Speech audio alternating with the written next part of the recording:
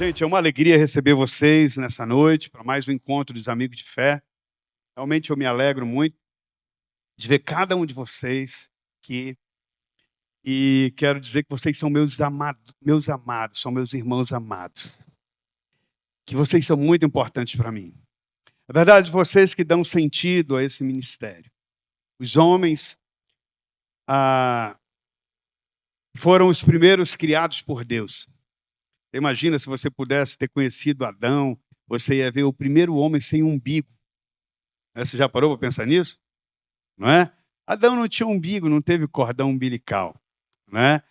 E é tão interessante como a gente vê na palavra como Deus criou o homem, sua imagem e semelhança, e depois ele criou uma companheira para ele, né? Porque ele disse não era bom que o homem tivesse só. E o sonho de Deus como pai era ver a sua terra, toda a sua criação, espalhada em toda ela a glória dele através de nós, a sua imagem e a sua semelhança. Então, cada vez que nós nos reunimos aqui, e eu procuro fazer isso com muita sinceridade e verdade do meu coração, eu creio que isso agrada ao Senhor. Amém? E se você está aqui hoje é porque o Senhor tem algo contigo.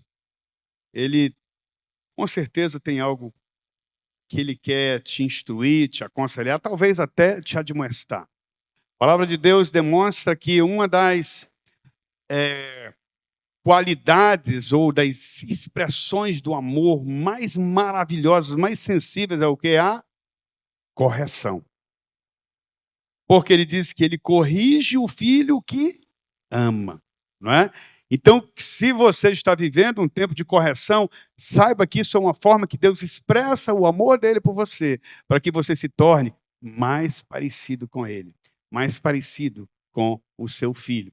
Nós estamos aí na reta final do nosso estudo desse livro. Mais uma vez eu pergunto, quem não tem esse livro aqui? Quem não tem? Levante a mão, não tenha vergonha não. O anjo do Senhor tirou a espada agora, mas eu pedi para ele segurar. Seguinte, esse livro, que se você não comprou o livro físico, nós temos esse livro em PDF. É a mesma coisa, só que você vai ler no seu celular. É o mesmo texto, a mesma quantidade de capítulo.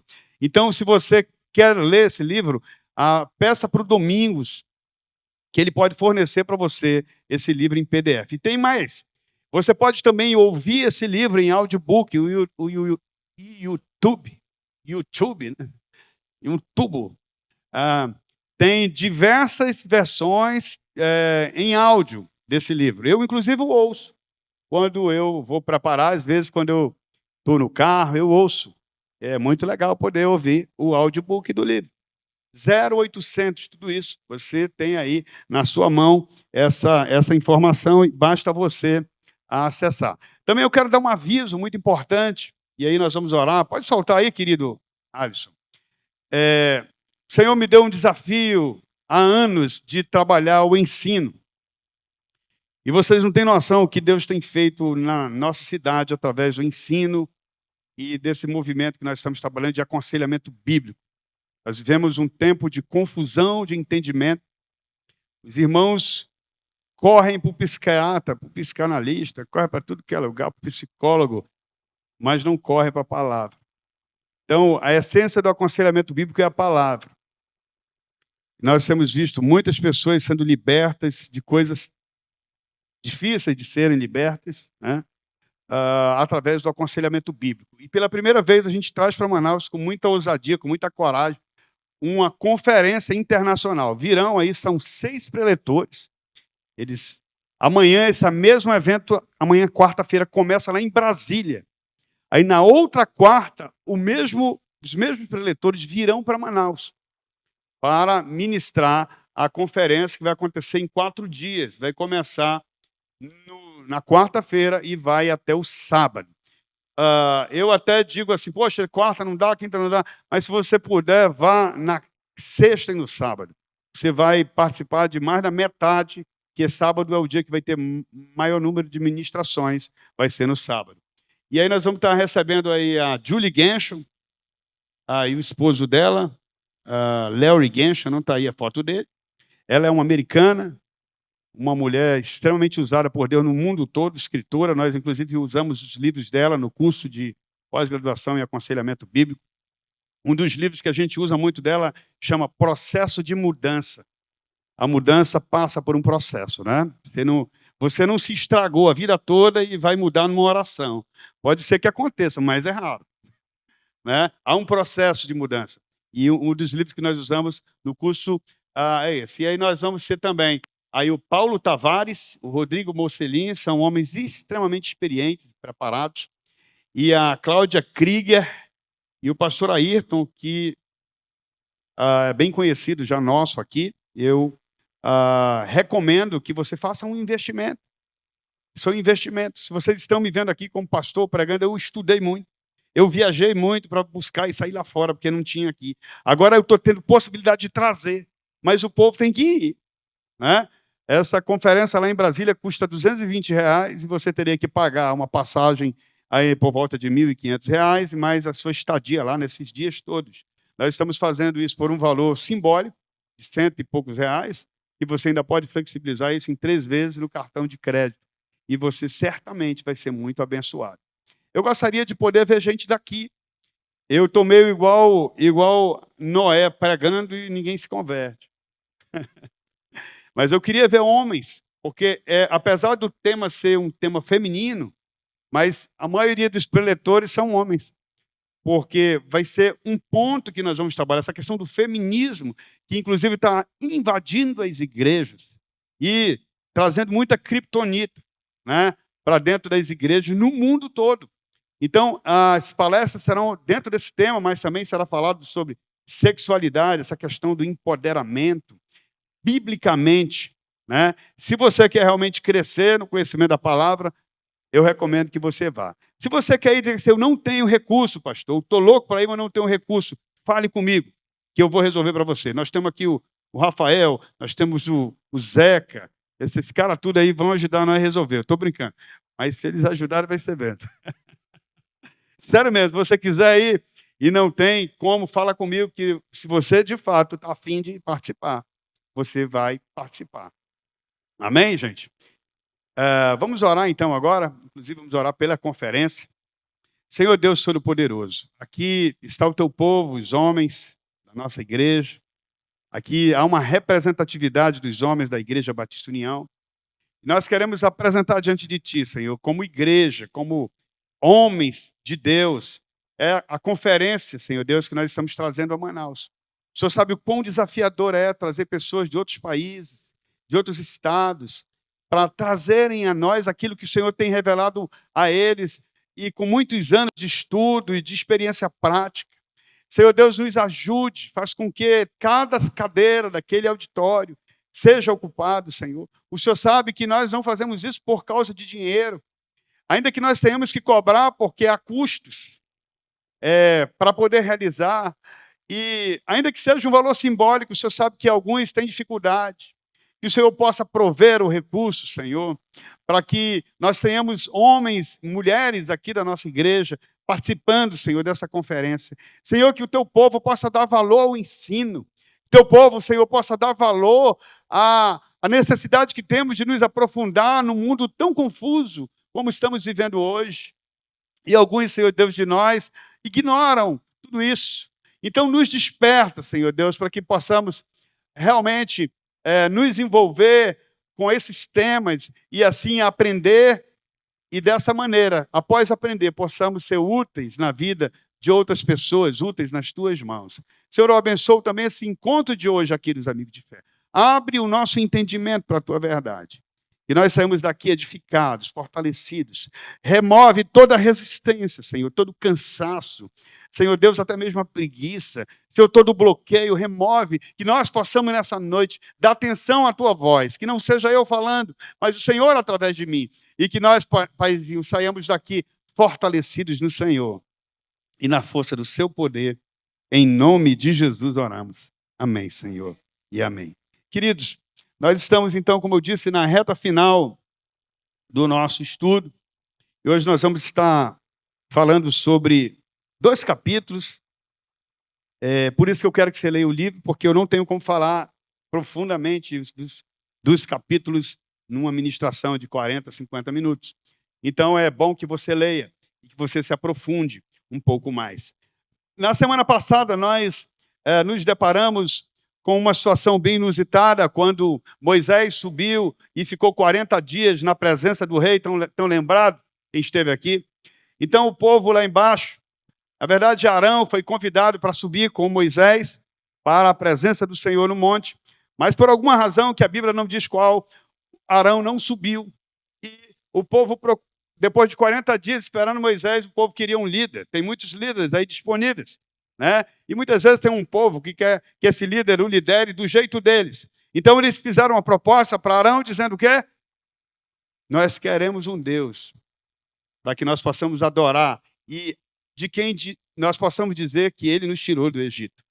Então Arão pede a eles que tragam ouro, os brincos, e dali ele faz um bezerro e o povo começa a adorar aquele bezerro como se fosse Yahvé. Eles chamam o bezerro de Yahvé, eles não chamam de Baal, eles não chamam de Astarote, eles não chamam de Moloque ou qualquer outro deus daquele tempo, eles chamam de Yahvé. Então nós falamos na semana passada que muitas igrejas hoje estão criando seus próprios bezerros, estão adorando a Jesus, ao bezerro como se fosse Jesus, fazendo o culto do jeito deles, não é? E nós vimos ali que quando Moisés desce, Deus diz para ele, o povo se desviou. Então Moisés desce para uma prestação de contas. E muitos são mortos. Ele diz, quem for de Deus fica do lado de cá. Quem for contra Deus fica do lado de lá. Interessante que quando se diz isso, não quer dizer simplesmente que eu sou do lado de Deus. Do lado de Deus quer dizer quem deseja obedecê-lo. Quem deseja andar nos caminhos do Senhor. Vir à igreja é maravilhoso, é muito bom, mas andar nos caminhos do Senhor é diferente.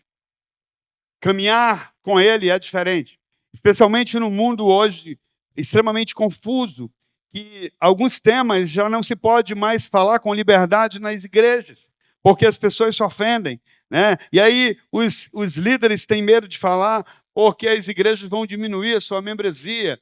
Então o foco acaba sendo, de fato, o líder Arão, no exemplo que nós estamos estudando aqui lá, dessa experiência de Israel, ele quer agradar o povo e não agradar a Deus. Estão ligados agora? Então esse é o resumão da semana passada.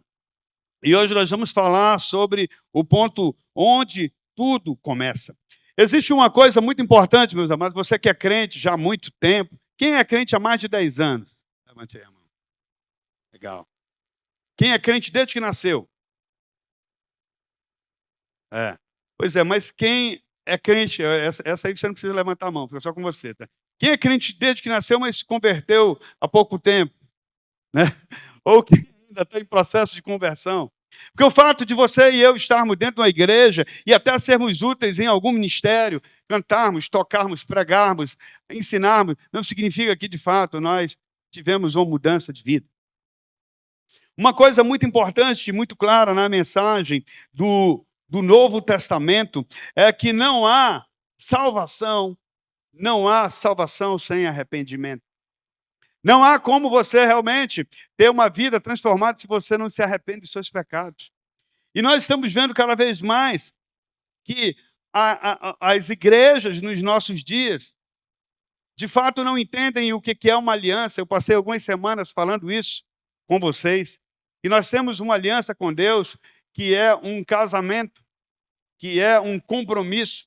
Então, nós não podemos, ao mesmo tempo que temos aliança com Deus, termos um relacionamento com o mundo, porque nós estaríamos adulterando. Esse é o entendimento de Deus. Por isso que ele fala que ele odeia o repúdio, ele odeia o adultério. Ele é Deus de aliança. Deus de aliança é o mesmo que dizer que ele é um Deus fiel. A pergunta que eu vos faço é: você que é solteiro, casaria com uma mulher comprometida? Sinceramente, usa a sua inteligência aí, por favor. Então, como que Deus pode aceitar também um homem comprometido com o mundo que diz que está em aliança com ele. Estão ligados? É muito complicado isso, não é? Então, para nós termos esse relacionamento com Deus, de vida transformada, nós precisamos nos arrepender. A distância de uma aliança com Deus, ela parte do arrependimento. De você reconhecer que é um pecador e que precisa, de fato, da graça do Senhor. Enquanto isso não acontece, nós, sinceramente, nos movemos como hipócritas dentro da igreja. Nós apenas parecemos que adoramos a Deus, ao Deus verdadeiro, mas nós estamos adorando ao bezerro, que nós chamamos de Deus. Na verdade, nós estamos idolatrando, mas dizendo que estamos adorando Yahvé.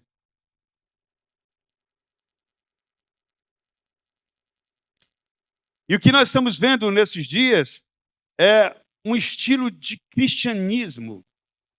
Se eu pudesse usar, me ajuda aí, Rafael, customizado, né? Ou um evangelho de afinidades. Faz sentido? Não é muito mais o evangelho de Jesus. Então, a gente começa a criar, preste atenção, um ponto bem desafiador para hoje, é que nós começamos a criar um pseudo-evangelho. Um evangelho não real, um cristianismo distante do Cristo. Nós temos cristãos que vivem essa idolatria, que vive uma semana que ninguém diz que ele é cristão, mas que no domingo ele se torna cristão e vai para a igreja, oferta, dizima e adora o seu bezerro. É duro, né, falar isso? Há outro tipo que vai além disso, porque ele também adora o seu bezerro, mas ele canta, ele toca, ele dizima, ele é útil. Mas, de fato, ele não é um cristão genuíno. E tem outros ainda mais, que vão ainda além, que além de usar tudo o que eu falei, eles também têm recursos, eles usam o seu dinheiro, eles compram terreno, eles distribuem rancho, eles ajudam os pobres, isso é legal, mas eles não seguem verdadeiramente o comando de Deus. Eles vivem da sua maneira. E o que eu noto aqui, os verdadeiros cristãos, eles são de fato de algum modo perseguidos, porque eles não vendem a verdade. Eles não são coagidos pelo sistema. Eles não se intimidam. Eles não cedem às pressões. Eles têm um estilo diferente, eles têm um estilo de vida, eles são uma espécie de resistência. Eles valorizam a aliança que eles fizeram com Deus no dia que eles foram transformados. Quando nós vemos um homem e uma mulher de fato transformados, nós podemos ilustrar de uma forma real que a Bíblia descreve um cara, por exemplo, como Zaqueu. Lembra de Zaqueu? Todo mundo conhecia aquele cara na cidade. Todo mundo sabia que ele era desonesto, que ele cobrava impostos além do que lhe era devido e que ele roubava, extorquia as pessoas. Mas um dia ele encontra Jesus naquela estrada lá, que ele estava numa árvore, porque ele era de pequena estatura, e Jesus diz, eu vou para a sua casa, ele ficou feliz. E naquele dia Jesus diz, hoje houve salvação nesta casa. E o que aconteceu com a vida de Zaqueu? Quem pode me dizer? Ele continuou enganando as pessoas? Ele continuou pagando, tirando os impostos além do devido? O que aconteceu na vida dele? Quem pode me dizer? Pode falar, só um. Falar.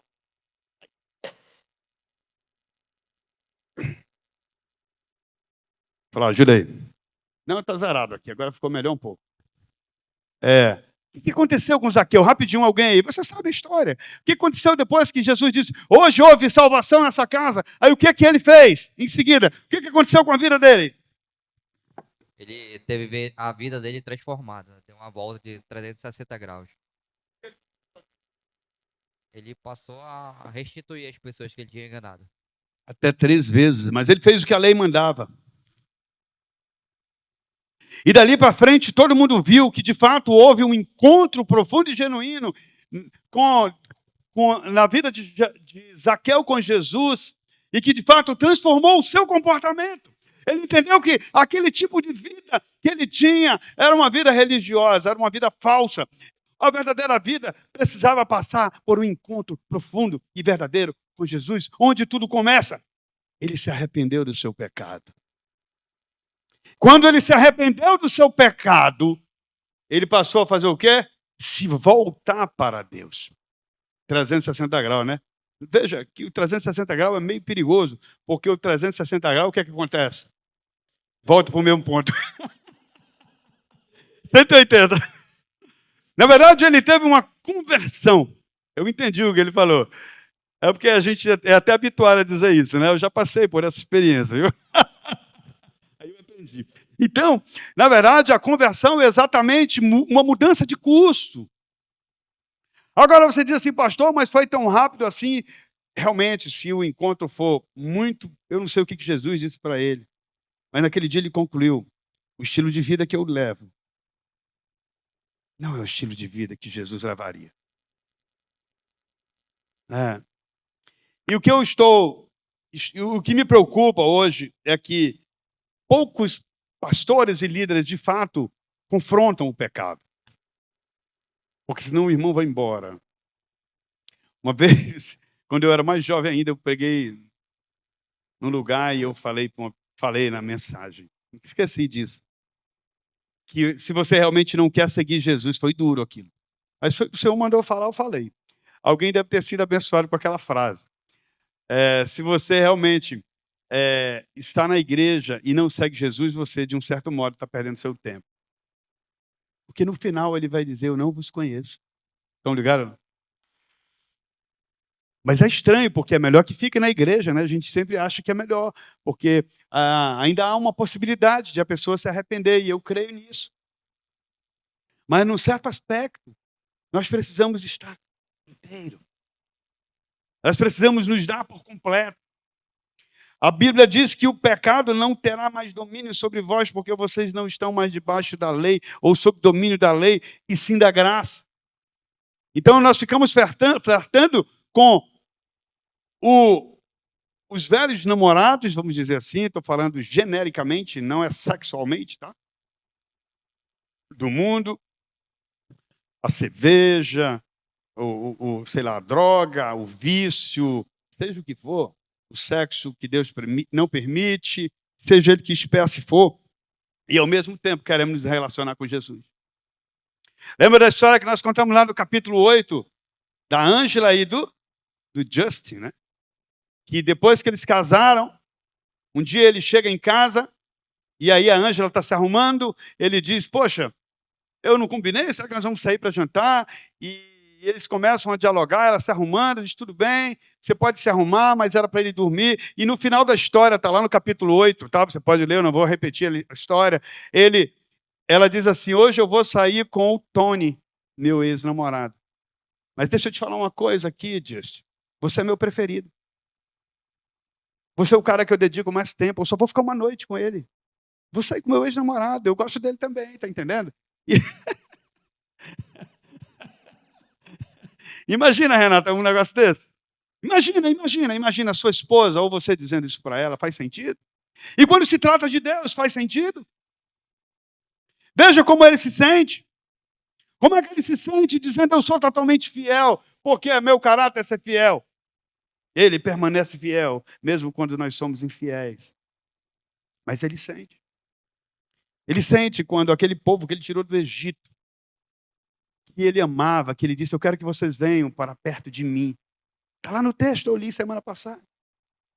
E ele, de repente, descobre que aquela multidão, salva por ele, tirada da escravidão do pecado por ele, está festejando diante de um outro Deus.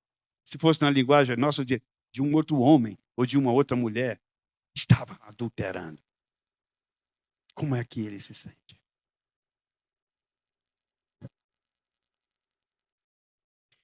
E me preocupa muito, porque as igrejas estão cada vez mais flertando com o pecado, infelizmente. Nós já perdemos alguns aqui do Amigo de Fé, porque eu preguei certas coisas que a pessoa não gostou, mas eu nem sabia que aquela pessoa vivia aquela situação. Eu quero dizer para vocês que eu não uso o púlpito para dar recado. Só que às vezes eu tenho que falar de verdades que vai direto contra teu comportamento. E eu quero dizer uma coisa, eu tenho que fazer isso para o seu bem. Estão ligados ou não? Eu preciso fazer isso para o seu bem. Eu não posso passar a mão na cabeça e dizer, você está certo, Jesus te ama e você vai para o inferno. Porque a palavra de Deus é clara sobre aqueles que vão morar com ele e os que não irão. Não sou eu que inventei isso. Então veja o livro, nós estamos vivendo uma coisa que eu digo assim, alguns tipos de pecados santos. É possível ter um pecado santo? Eu coloquei entre aspas. E não existe pecado santo. Pecado é pecado. Mas só que estão minimizando o pecado para poder não ferir as pessoas. E isso não ajuda. Pior que não ajuda. Porque elas continuam se aprofundando no engano. E só a verdade liberta, estão ligados? Conhecereis a verdade, e a verdade vos libertará. Fico olhando aqui, o Rui é um homem de oração. De vez em quando está fazendo umas orações aí, Mois, dá uma tocada nele aí.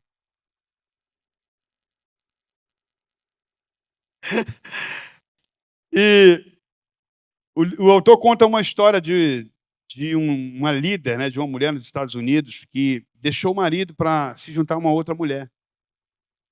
E sabe o que é que ela diz? Que ela sente que o corpo dela é santo. Que o corpo dela é puro.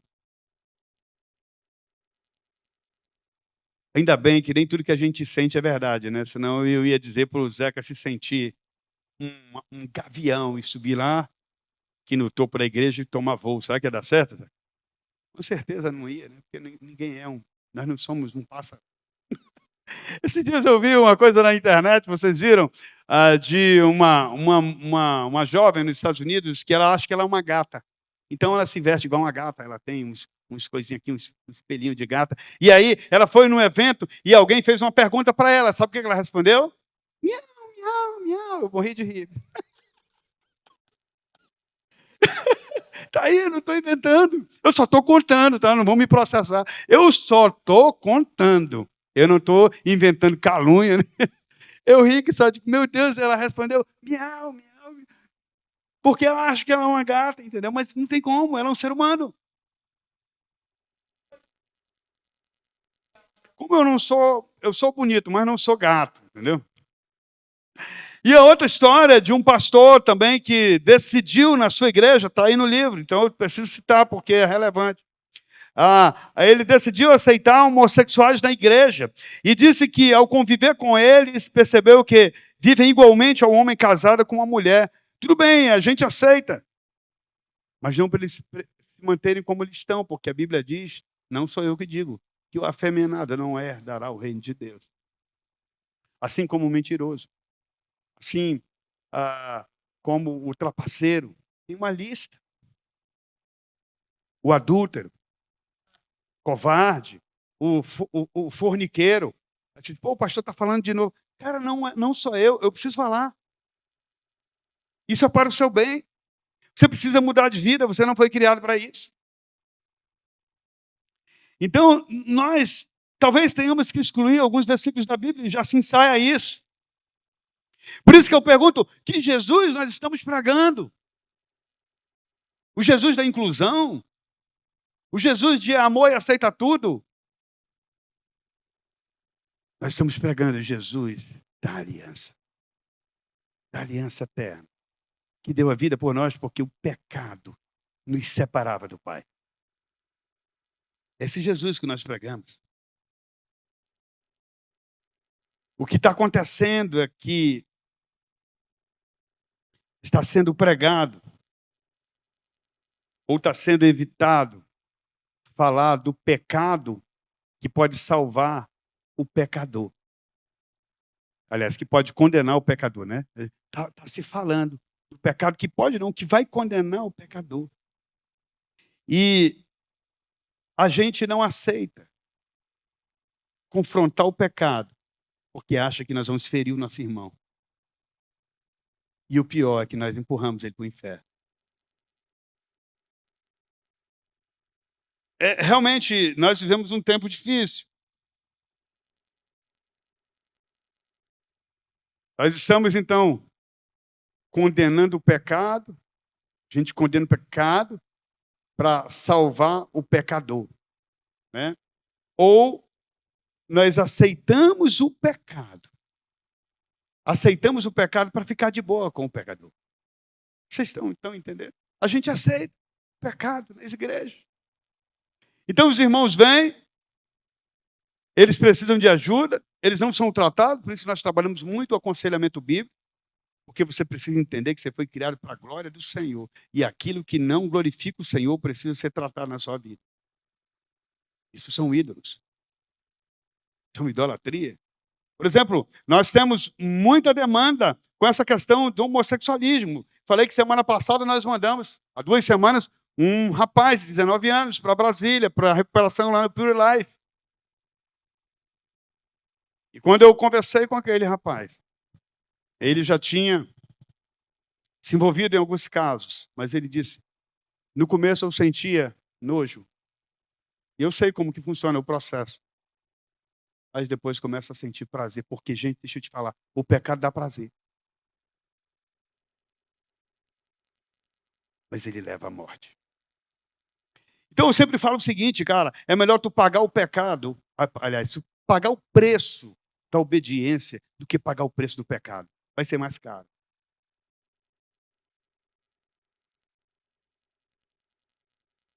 Nós estamos vendo cada vez mais a necessidade de arrependimento e cada vez menos mensagem de arrependimento. Estão ligados ou não?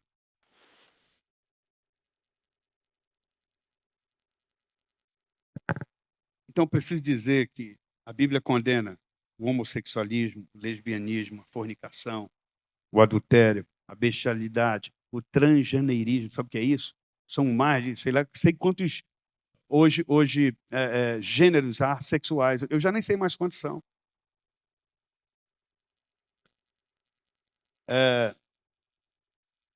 Mas eu preciso dizer também que ele deseja salvar as pessoas que praticam isso. Elas precisam, igual Zaqueu, ter uma mudança de vida. Então, é preciso combater o pecado e não apoiar o pecado na intenção de agradar o pecador. E ao agradar o pecador, você prende ele no pecado. Paulo, lá em Coríntios, uma das primeiras lições que nós estudamos, ele denunciou o pecado daquele camarada que se deitava com a mulher do pai dele. No caso seria, como é que chama, hein? Como é? Sogra, nora? Eu acho que era uma segunda mulher, né? E madrasta, poderia ser madrasta. Então Paulo falava a verdade com amor, porque ele disse é melhor falar a verdade, porque se ele se arrepender, ele vai consertar a vida dele com Deus. Ele chegou a dizer, tirem esse cara daí, põe ele para fora da igreja. Se falarmos isso nos nossos dias, o que é que acontece? Vamos abrir uma igreja só para nós. Só de vascaíno. Acabar com esse negócio.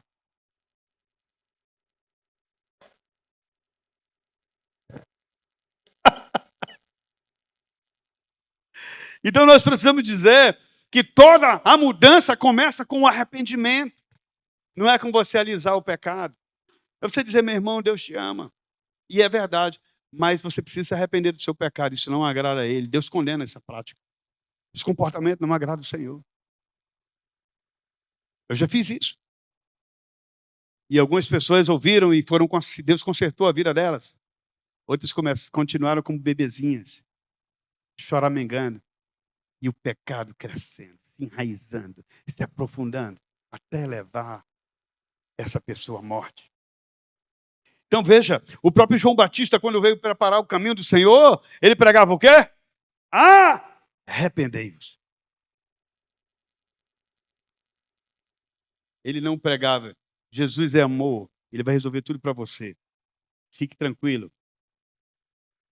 Ele chegou, cara, imagina, um profeta chegar e dizer para o rei, ô Herodes, tu tá te deitando com a mulher do teu irmão, cara. Isso não agrada a Deus. Vocês sabem que João Batista perdeu a cabeça, né? Mas ele não deixou de falar a verdade. Estão ligados? O problema é que nós não queremos perder membros. Ele perdeu a cabeça. E as igrejas não querem perder membros. Então, elas preferem falar o que as pessoas querem ouvir. Nós precisamos entender que nós precisamos nos arrepender do pecado.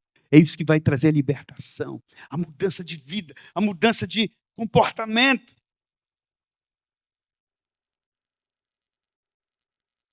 Nós temos visto cada vez mais, amados, as igrejas de hoje terem aquela oração, a oração da salvação. Você conhece? Não tem. Não tem mensagem que confronta. Se a pessoa quiser se achegar, a gente dá um jeito e integra ela, não trata ela. Porque, gente, eu já falei para vocês, se você tiver com câncer, uma doença,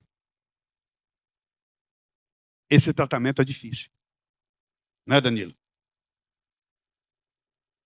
Se você tiver com um tumor no braço, não adianta você ficar passando uma maquiagem para disfarçar, porque ele está vermelho, ele está inchado, ou colocar um bracelete por cima para disfarçar. Está lá o tumor. Você vai ter que espremer, mano.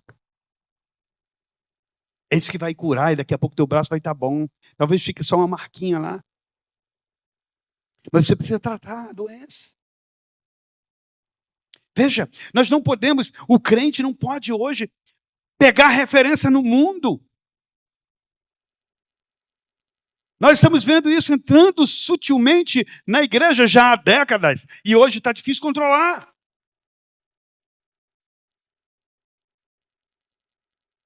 Eu vou fazer 31 anos de casado esse ano. Quando eu casei com a Sueli, nós decidimos que era até que a morte separe. Não era uma experiência. Claro, ela deu a maior sorte de pegar um cara jovem. Olha, anota o nome aí.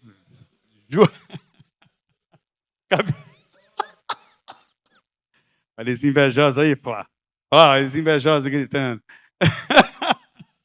Mas falando sério, nós tínhamos, sabe qual foi o principal razão de nós casar? Veja, quando você começa a namorar, você que ainda não casou, você sabe que daqui a pouco segurar na mão não atende mais, dar beijinho não atende mais, aí já começa a acontecer outras reações. Nós passamos por isso e nós dissemos, nós vamos casar para agradar o Senhor. A gente quer viver junto para o resto da vida. O Senhor vai suprir. Eu não tinha nada, a Sueli casou com esperanças, exceto a lindeza que é de nascença, né, Flavinho? Né? Mas nada. Mas nós entendemos que era a vontade de Deus. E foi impressionante como Deus foi suprindo tudo. Tudo. Só por causa de quê? Da obediência. Da decisão de obedecer. Nós não podíamos viver na igreja como casados, sendo solteiro. Não é o estilo de vida do crente. Não é o estilo de vida de um homem de Deus, de uma mulher de Deus. Nós não poderíamos ficar na frente pregando, ensinando, vivendo uma vida mentirosa. Nós precisávamos consertar. Ou evitar, né? Evitar que houvesse um dano. Então nós casamos. E o Senhor nos prosperou. Muito. Muito. Vocês não têm noção. Como Deus nos prosperou. De modo a podermos ajudar outras pessoas. Então, a igreja hoje prega a oraçãozinha da salvação, não é do arrependimento. Basta dizer assim, você aceita Jesus como o Senhor aceita? Então vamos orar. Senhor Jesus, escreve meu nome no livro da vida. Pronto, não precisa se arrepender, já virou salvo. Ele não fez o caminho de volta para pedir perdão dos pais, pedir perdão da mulher que ele traiu, consertar o passado dele. Porque Jesus levou sobre si tudo. Não é assim que funciona, mano. Vamos dizer que tu está cheio de dívida, aí tu aceita Jesus e as coisas velhas já passaram, a Visa não vai mais te cobrar, não? Cartão Visa. Vai sumir a dívida do aluguel que você está devendo? Um exemplo, estou dando. Ou a prestação da coisa que você comprou na Bemol. Não vai sumir, querido. Você tem que consertar. Agora você tem mais a fazer igual o Zaqueu, ir lá de porta em porta. Eu sou Zaqueu, o pessoal já tremia. Não, eu sou um novo homem. Você lembra que eu enganei você? Eu levei R$100 seu, eu estou lhe devolvendo os 100 e está aqui mais 400. Como a palavra de Deus mudou. Eu encontrei Jesus, a minha vida mudou. O meu comportamento agora é outro. Eu sou um novo homem, um novo Zaqueu. É assim que funciona. Não é apenas uma oração de arrependimento. Gente, o de arrependimento não, oração de salvação, né? Veja, o arrependimento, que é o tema de hoje, ele não é uma opção. Não é uma opção. O arrependimento é o caminho para você romper com o velho homem e começar esse nascimento, essa regeneração, gerar de novo, gerar da água e do Espírito. A água é a palavra, o Espírito é o renascimento da sua comunhão com Deus. Estão ligados ou não? Então veja, no Antigo Testamento, quando um homem se arrependia, uma pessoa se arrependia, ela rasgava as suas vestes, ela colocava cinza sobre a cabeça, ela chorava, ela expressava o quanto ela estava arrependida. No Novo Testamento, a gente vê uma mudança de coração. Você não vê no texto que Zaqueu se arrependeu e ficou chorando. Ele se levantou e disse: eu preciso agora fazer certo o que eu havia feito errado no meu passado. Eu tenho que resolver o meu passado. Vocês lembram da série que nós demos aqui, a série Isca de Satanás, que muitos fizeram isso? E realmente se desprenderam de muita coisa do seu passado. Então veja, queridos, a palavra arrependimento no Novo Testamento, metanoia, ela sugere uma mudança de mente, uma mudança de comportamento. No entanto, é mais do que isso. Eu diria que a pessoa que de fato aceita e encontra Jesus, ela muda a sua personalidade. Estão ligados? Muda a sua personalidade. Você sabe de uma coisa? Eu era um cara, ainda que tenha nascido num lar cristão, eu não me converti quando eu nasci. Eu me converti aos 12 anos, mas o processo de andar com Jesus levou muito tempo, ainda estou sendo transformado e continuarei até me encontrar com Ele. Mas mudou a minha personalidade. O estilo de vida pecaminoso que me agradava, eu passei a repugnar e agora eu preciso viver um tipo de comportamento que agrada a Deus. Eu não poderia viver, queridos, satisfeito com o pecado e insatisfeito com a ordem de Deus. Porque assim, na prática, que nós vivemos. Satisfeito com o pecado e insatisfeito com a ordem de Deus. Então a gente ignora a palavra de Deus. E passamos a viver o nosso estilo de vida e a gente ainda pega a referência do mundo e diz: todo mundo faz. Então, quando a gente tem uma mudança no estilo de vida, vai mudar a nossa mente, vai mudar a nossa vontade. Até as nossas emoções mudam. Eu era um cara muito fechado, muito desconfiado. Isso me tornava um cara ranzinza, mesmo lindo, tal, mas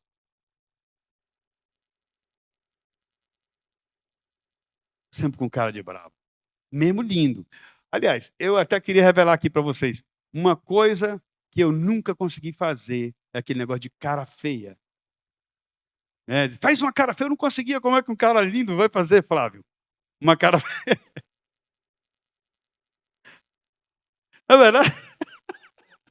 Isso é uma coisa impossível que o cara me pedia.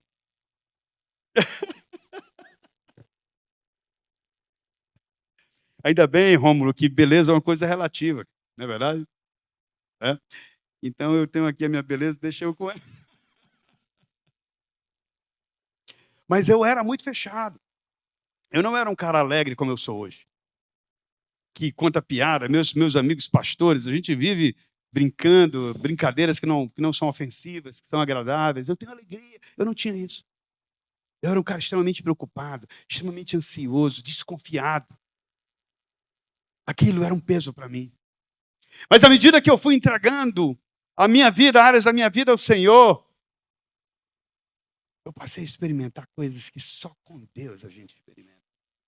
E Satanás me enganava, achando que eu poderia ser um crente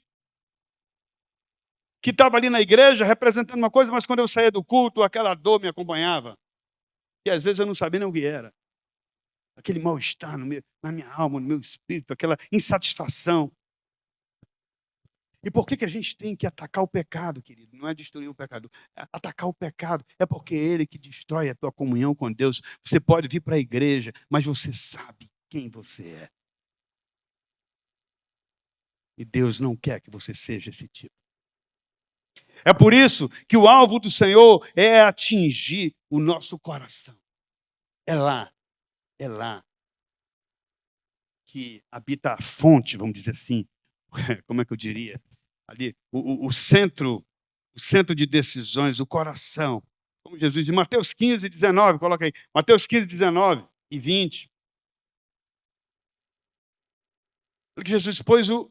Vamos ler juntos? Pois vem homicídio, adultério, imoralidade sexual, roubo, mentiras e calúnias. São essas coisas que os contaminam. Então veja, você oraria por uma pessoa que chegasse com você bem espiritual e dissesse assim, Flávio, você é lá da igreja, né? Eu vejo você cantar lá no louvor. Eu sou o Tonhão e eu estou indo agora fazer um assalto no banco. Depois nós vamos passar ali no Efigênio Salles e tem um pessoal lá que a gente vai roubar. Eu queria que você orasse por mim, abençoando o meu trabalho hoje. E aí? Nós já estamos indo para um nível desse. Porque nós estamos perdendo o discernimento do que é realmente ser um cristão. Estão ligados? Então, a mensagem ela é espiritual. Como Jesus falou aí, ele quer o coração. É lá que ele quer dominar. Quando ele alcançar o teu coração, ele vai começar a trabalhar sua mente pela lavagem da mente pela palavra. A palavra é vida, é sopro de Deus. É vida, é vida. E aquilo que te dá força para pecar começa a ficar fraco. Você entende uma coisa? Se você cortar a corrente elétrica daqui, basta cortar o fio principal.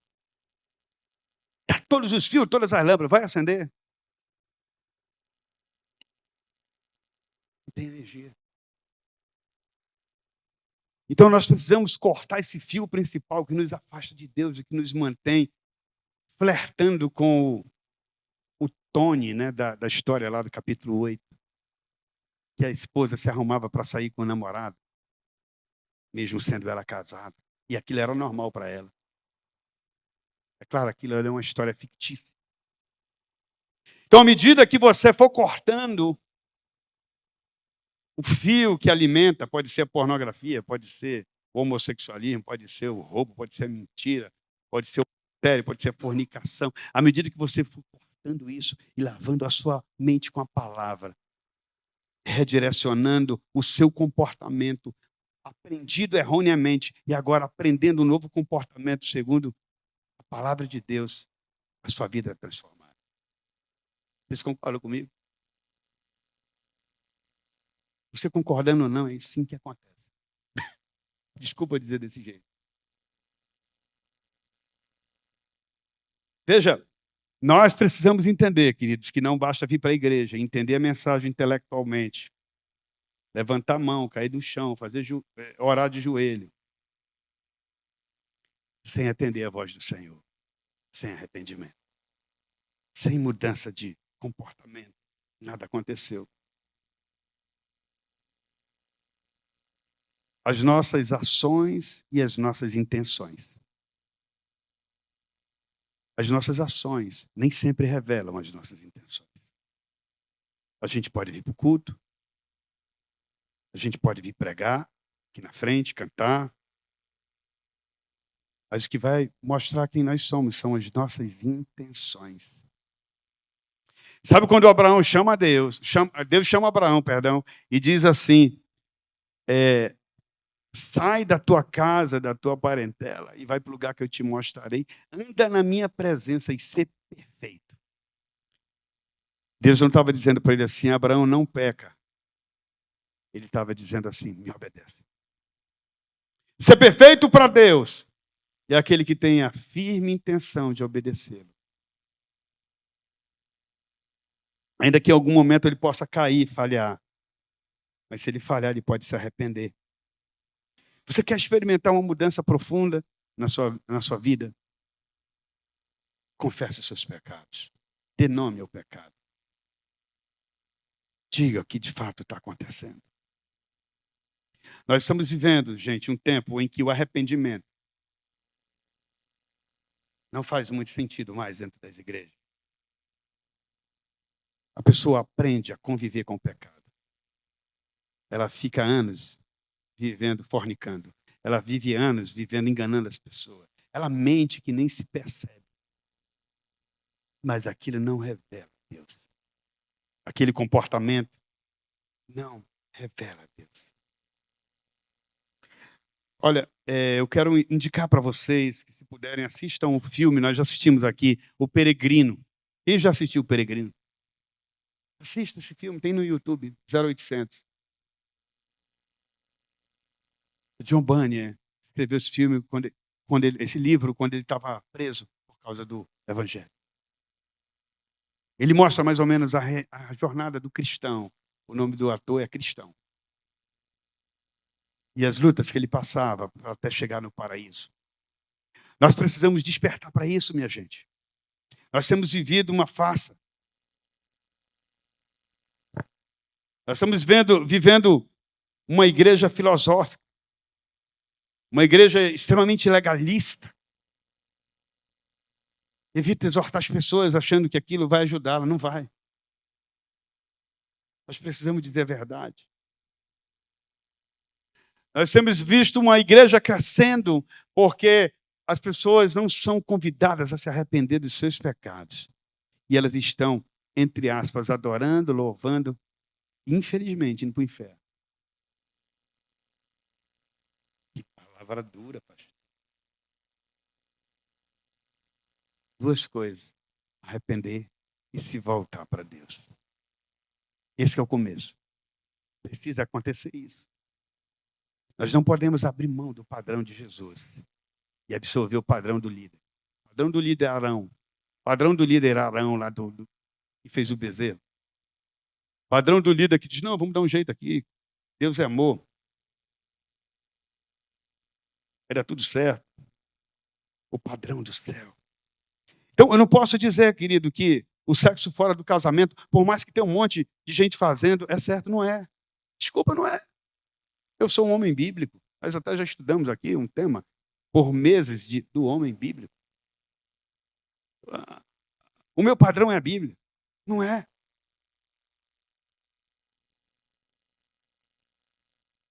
O padrão de Deus é um padrão de integridade, de santidade. Um padrão de ser irrepreensível, de não ter do que usar em você. E a minha pergunta é, cadê essas mensagens, Zeca? Cadê os Joãos Batistas que olha na cara da autoridade e diz, cara, tu está dormindo com a tua mulher, não é? Com a mulher do teu irmão, como João fez com Herodes.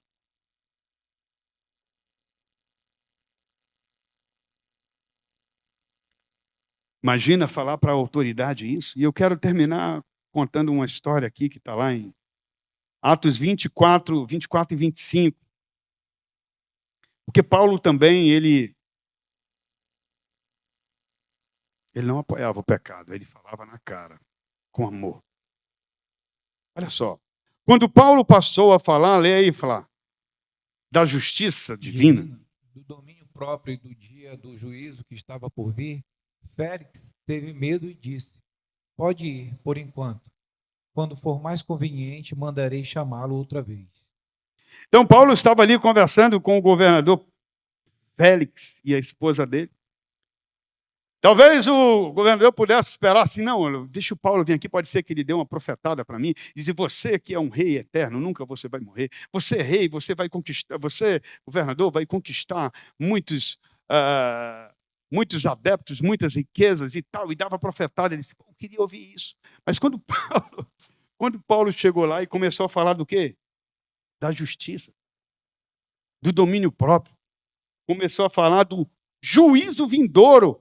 Ele disse, vamos parar um pouco aqui, porque em outro momento eu lhe chamo para continuar a conversa. Mas se fosse nos nossos dias, se o governador chamasse alguém para um de nós, um pastor, um líder, para conversar, será que ele diria? Ele disse, governador, eu sei que o senhor está nas lutas aí, eu quero orar por ti, para que o senhor ganhe de novo. Jesus ama você. Governador, você não quer fazer uma oração comigo da salvação? Basta você dizer, Jesus, eu te aceito como meu Senhor, e o seu nome será escrito no livro da vida. No dia de hoje, ele não falaria, governador, o senhor tem que ser justo. Isso aqui é só ilustração, não estou dizendo nome de governador nenhum, estou dando só um exemplo baseado no texto aqui. Mas ele poderia dizer, governador, o senhor está desviando o dinheiro dos pobres, isso é injusto, o senhor tem que se arrepender disso. Olha, o senhor não é um homem leal para sua esposa. Isso é adultério, Deus condena adultério. Governador, o senhor precisa se controlar. O senhor acha que o senhor é o dono do mundo. O senhor fica oprimindo os seus oponentes, porque o senhor tem a polícia na sua mão, o senhor tem os soldados na sua mão, os exércitos na sua mão. Será que alguém diria isso para o governador nos dias de hoje? Não, ele filmaria a visita lá com o governador Félix. E colocava o celular dele, ou então levava a equipe, essa equipe aqui, né? Gilvan, que filma muito bem com aquela... Como é o nome daquilo que você estica assim, que coloca? Pau de selfie. O homem levaria o pau de selfie dele e faria lá filmagem do Flá, o governador, e o Flá sorriria, batia foto, ia ganhar uma fama. E depois ainda ia dar uma oração para o governador. Agora eu pergunto, essa é a nossa missão como pregadores? O que é que nós temos que pregar, meus amados? A verdade de Deus. Doa a quem doer. O pecado precisa ser denunciado para que a pessoa se envergonhe. Faça o caminho de volta, como fez Zaqueu, e se volte para Deus. E passe a ser um representante dele. Porque se você incentivar as pessoas ao pecado, ela vai levá-lo à morte. E essa vida será cobrada. Atos 26, 20.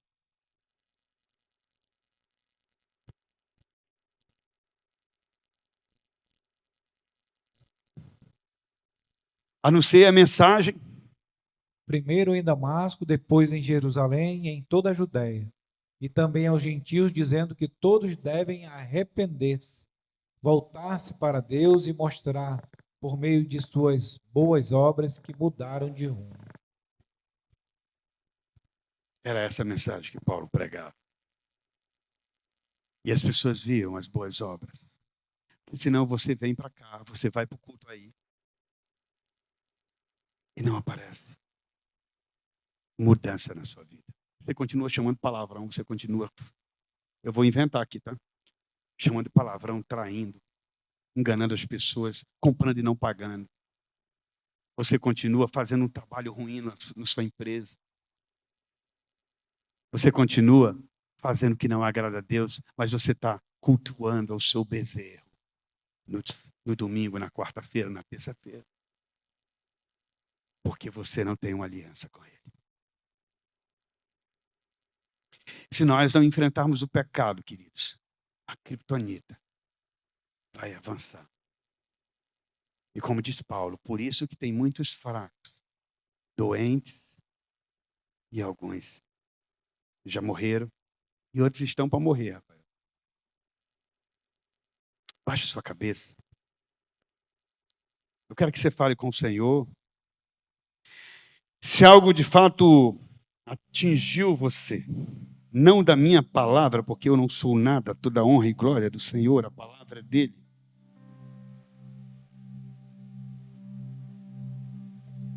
você se arrepende diante dele, tenha coragem.